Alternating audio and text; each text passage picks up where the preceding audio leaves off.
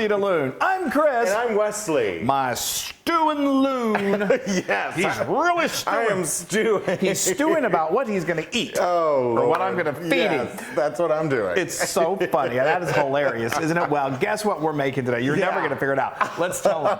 We're doing Brunswick Stew. Have you ever heard of Brunswick Stew? I love it. Stew. It is, a lot of people call it old-fashioned Brunswick Stew because it is sort of old-fashioned. And it's everything in the kitchen sink. It's everything but the kitchen but sink. the kitchen sink. And, which is great. But the great thing about it is it's all like really, really pantry friendly. Yes. So many of it's all really approachable. This stew dates way back, and there are like colonial days, yeah. Yes, well that's the word. Now there are three different Brunswick. The Brunswicks are everywhere, but there are three different Brunswick. There's a Brunswick, New Jersey. There is. We'll talk about that in a minute. But there's a Brunswick, Georgia that claims to where it originated. There's a Brunswick, Virginia that a lot of people say it started at, and a Brunswick, North Carolina. Yes. And there are even those who say it came all the way over from England, which could certainly be the case.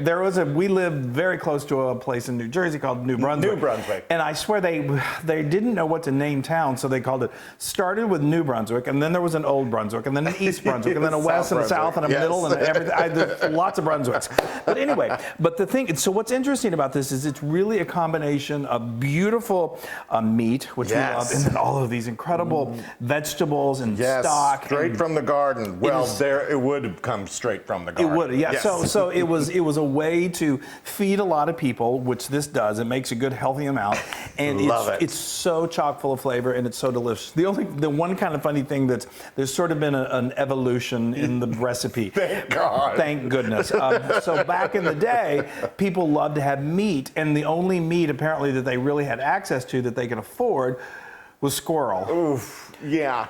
And so they cooked Brunswick stew with squirrel. Or if you were really had a little more money in your pocket, they would go with rabbit. Yes. If you really wanted to be a variety, you do rabbit and squirrel. Oh, so lovely. we're not going to do rabbit and squirrel. No. We're gonna change it. We're going to do chicken, and we are going to do pork. Yes. And those are two things that people use in Brunswick now. Yeah, that's a little more approachable. Yeah. So we are so excited because we've partnered to bring this to you with our dear friends at Tom Thumb Grocery Store. Tom Thumb. And they have a line of chicken and all sorts of products called Open Nature. And let me just talk about the chicken first. So the chicken it's something new that they're doing. It's called air chilled. Yes. And it is. You can read more about it on the blog, but it really chicken, a lot of times when it's processed, it's chilled in water. Now this is chilled. I can't say it. Chilled in with air, and so it just has a more of an intense chicken and there's flavor. no excess water, so that the chicken flavor is more intense. And there's no antibiotics. It's just top notch. Plus things adhere to the chicken better when it's air chilled. There's a whole bunch of reasons that it's good. So thank you, Tom Thumb. Yes. So what we did, you're going to want to do you can eyeball these quantities. Sorry. He's getting bored. He's stewing. I'm telling you, he's hungry. So you can eyeball these quantities, whatever you've got. Literally, you can throw whatever you got. But I recommend using about 1.25 pounds of chicken, about 1.25 pounds of pork. That's usually about 2 medium-sized breasts. Yeah. So you just get the chicken and you just start to cut it into bite-sized pieces. That's all there is to it. Cubes. Little cubes. And then not too small. I like them good and of course. And then we're going to do the same thing with the pork. And we're going with a pork tenderloin because why not? It's so tender. It's so delicious. Yeah. And Open Nature has a fabulous pork tenderloin as well. Okay, so then I've got that on my cutting board, and then we're going to want to season these.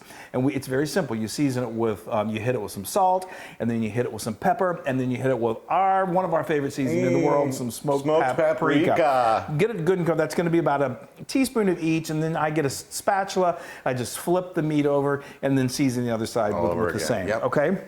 Now we've got a nice sized pot over here. We like to use our nice large Dutch oven, but whatever you've got. Like I said, it makes a healthy amount of stew. This will feed us for days. It will, or at least 2 days. A day. And so you're going to want to use a nice large pot. Yeah. So what we do, we've got a nice large Dutch oven, and I added just a couple of tablespoons of canola oil. Heat that over medium heat, and then we're going to just dump our seasoned meat in All there. of it together, right? Mixed together? Yeah, I mean, depending on I typically like to say, don't overcrowd your pan, so you may need to do it in 2 batches. But you cook the pork the chicken together. and the pork together. Okay. And you're going to just cook that until it gets nice and browned on the outside. It's about 10 to 12 minutes. It may not 100% cook through, so don't take a big old bite of it because it will finish cooking when it's in the stew. Yeah. Okay, so we're going to cook that, and then we're going to take a nice large slotted spoon or spatula and just remove that and put it onto a nice large platter such as this. Okay. I'm still not quite where we are yet. We're getting to this point right here. Yes. Now we're really intensifying the flavors. Yes. You're going to leave that oil in there. If too much of the fat rendered, if there's too much, you're still going to want about 2 tablespoons, so you can take some of that out. But anyway, you're going to keep that oil nice and heated. It's nicely seasoned, and then we're going to dump in about a cup of chopped onion, and then just stir that until it gets nice and soft and translucent. Then we're going to add some garlic. I've got 4 cloves of garlic that have been finely minced. Dump those in. That only goes about 30 minutes until they're nice and, get that going. I'm gonna get it until going. it's nice and aromatic. Now we're going to season it even further. We're going to add some dried thyme. So I've got a teaspoon of dried thyme, and then I've got I know the smell. Then 2 tablespoons of chopped fresh parsley. You add that in until that gets nice and soft. Doesn't take long, another like 30 to 60 seconds. And then we're going to do what I love to do, and that's really create a base here. We're going to add a tablespoon of tomato paste. Yes. And you just dump that in, like get it nice and coated. And so you're going to see it forms a little bit of a, you're going to get some like good like stuff sticking to the bottom I of the can't pan. wait to deglaze that. Right. So you got that nice and hot. Yes. Okay, so that's all there is to that. Now we're going to add all of these beautiful components, and then just we're going to bring it to a boil, and then let it simmer for an hour, and it's ready to eat. Okay, so let's talk through this. So good. He's going to do the dumping. Okay. So stand back. So I'm going to do the chicken stock first, yeah? Yeah, that's 4 cups, and of course, everything's better with homemade. Hopefully you've seen us make homemade chicken stock at home. You can do that in advance. Yes. No Liquid gold. It's good. So that's 4 cups of that. I'm going to just scrape this a little bit. Okay, what that's called deglazing. Yes, so now take what that. we're going to Thank do you. is we've got some tomatoes here, and we just used a 28-ounce can of whole tomatoes. Yes. And then what we like to do is just like break them up with our hands. Be careful because they like to scorch in the eye or the shirt. Yes. And then which I think is on your shirt right now. probably. I don't think I own a shirt without stuff on it. And so, Exactly. okay, so now you're going to add that right in with the juice. That's important. That's great. Okay, so now And these will break down a little bit, they right? will. Those tomatoes will break down as they cook. Okay. So now we've got some fresh corn. If it's summertime or whenever, and you can get some fresh corn, get those kernels right off the top. Yes. But if not, no big deal. You can get some beautiful sweet corn that's frozen. I go with a pound of that. That's delicious. Now, this is one of my favorite things in the world. This is cut okra. Okra. I love okra fried.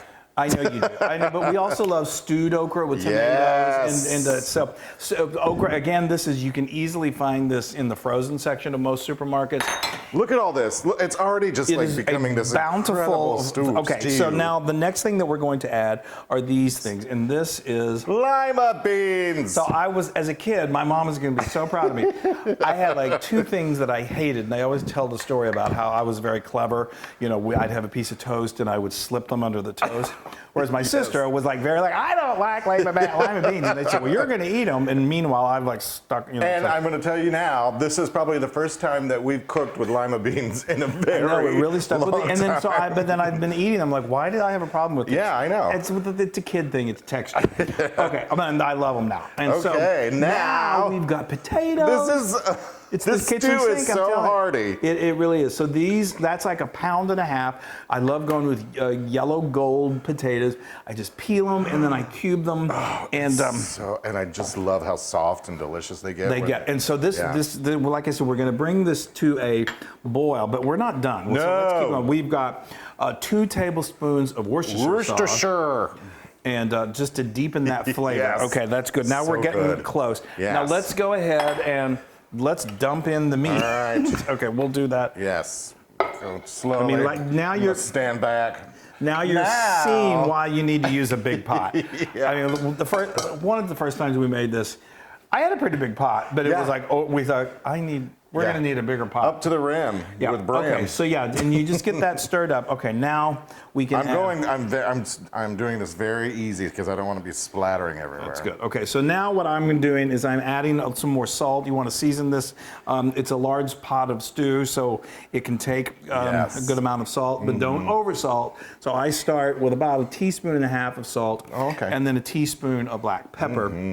And then that's good, and you can crank that heat up. Crank it, baby. Crank it. Crank it. And we're going to bring that to a boil, and then it just simmers for an hour. And what's great are the potatoes get really soft, so they're almost like fall apart, and it just creates this like really amazing stew texture. You guys, it's just I love this stew. He stews over it. He loves it so much. Okay, all right. So are you going to drive that home? Well, that's what I do.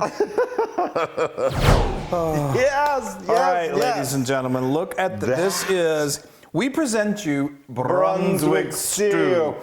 Is that not? I mean, that's a stew. I mean, if there was ever a stew, that is a stew. That is. I'm stewing over the stew. And look at all those wonderful colors. It's beautiful. Yes. It's just screaming, eat me. Yes. So let's go back just a little bit and see how we got here. Hurry up. Okay. I'm ready to eat. So what we did is we turned this on pretty high and we brought it to a boil, and then we brought the heat down, and then you're just going to want to let it simmer for an hour. Give it a stir every little bit. You don't want it to stick and burn to the bottom, but keep it on kind of medium low, just a nice gentle simmer for like an hour. And what that does is those potatoes are just going to start, it's naturally going to start to thicken somewhat. The seasoning is just going to intensify, and taste to make sure you're probably going to want to maybe add a little more salt, but that's up to you how you want to do it. Now, the little trick that I love to do is these potatoes also act as a natural thickener. So what I do, they become really soft and almost fall apart. And so I just get my spoon right here, and then I just grab a few of them and I just kind of smash them on the side of the pot, and then they disintegrate, and they just become even more beautifully starchy and wonderful for the stew. So we're ready to eat. Let's do this. Do it. Here, me first. All right, of course. All right, so get yourself a nice big ladle. Look at that. Oh, is that? Here, let's do this. Is that a bowl of magnificentness? Yes. And this is so great serving, for the big game. Oh, totally. Put this in a slow cooker, it's to perfect keep it warm. For the fall and the winter. But it's so good though. I mean, I would eat it any time of the year, to tell you the truth. Yeah. Some people serve it with a little bit of rice, but I don't know. We serve it with a little cornbread. So our homemade cornbread. Yes. Oh my gosh. I want people to just take a quick gander at how gorgeous that is. It's so the colors of fall. I know. I feel like we should be singing like a Vanessa Williams song or something. Totally. All right, I'm going in. Oh Lord. Oh, look at all that wonderfulness. Oh, okay. It's just. Oh, it's warm. I got to blow on it. I know. Well, that's all right. And the meat should be spectacular. Okay, I'm salivating. Yeah. Is it Bruns wonderful? Oh.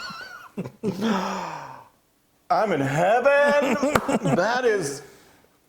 It's remarkably good. That is just a bowl of heartwarmy deliciousness. Heartwarmy, not heartwormy. Well, that wouldn't be good. The dogs just ran on that. Oh, that is so good. All of those flavors. And the longer it cooks, the more they just meld together. And tell me about the meat. Is it super tender? The meat is tender, and everything in there fits together so perfectly, and the potatoes are just perfectly done. Yep. And everything you get such a mouthful with every bite. The tomatoes, they broke down nicely, but you have a little bit in there, little texture. I know. Y'all, hold on. It's kind of, it's got that same feel as just like a really good beef stew. It's really. Beer new. Brunswick. I was like, what am I saying? Yeah, what are you saying? That is 100% Loon approved. Finally! All right, yay! Oh my gosh, I just have to sit here and wait. I know, you poor thing. I know, it's tragic. Oh, and you know what? What? Take a little cornbread, just drop it right in there and spoon it up. That is so... Oh, look at that, guys. That is so heartwarming. Look at that is a spoonful of heaven right there. Mm-hmm. Turn on the Cowboys. Sorry, most of you are probably like, oh. Turn on your favorite sports team. Yes. Chris, isn't it great? It is so heartwarming. Wow, y'all, you can get this recipe on howtofeedaloon.com. Oh, and the cornbread. I mean, if there was ever a stew made for dunking your cornbread in. So good. And go to our social media, like us, share us, do all of that fabulous stuff. Be safe. Spread the love. Yes, make some Brunswick stew. Make Brunswick stew. Don't stew, make stew. I'm going to start calling you Stu. Listen here, Stu. Listen. All right, bye, everybody. We love you. Hey, everybody. Hi, guys. Now, if you want to be a part of the Loon fun, make sure you subscribe to our YouTube channel. And don't forget to hit that little bell icon so you won't miss a single recipe. That's right. Oh, and speaking of recipes, if you want another amazing recipe like this, then just click right here. Yeah, click. Click. Subscribe. It's so much fun.